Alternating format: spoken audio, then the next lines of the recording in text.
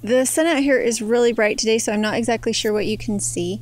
I'm really excited because I have almost all of my animals out. I do have the buck on his tether because he tried to jump a fence yesterday.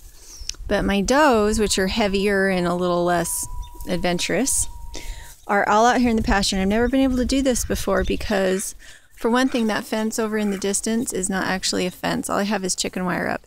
So before we put up this electric fence, there's no way we could have let the animals out because they would have gotten into our neighbor's pasture. And they might still get into the neighbor's pasture, at which point I will either have to put them back on tethers or redo the electric fencing. I don't know which.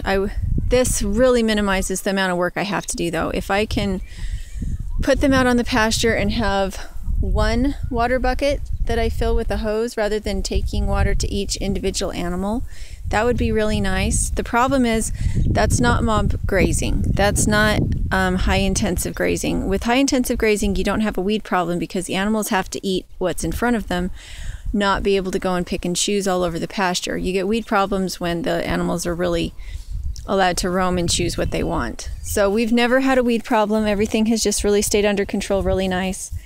And this is the living fence that I have my electric fence right up next to.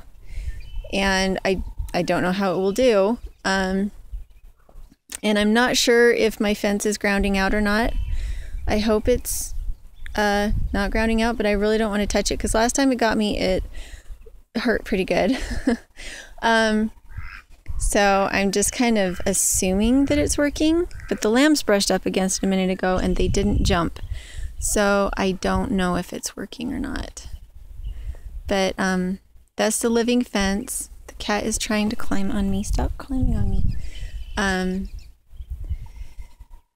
And that's what we have going. Of course, we have lots of little hitches right now. The chickens are able to get out of that, and I'd rather they stayed around the trees. The chickens have been going out into the neighbor's pasture. He doesn't have anything planted yet. There she goes.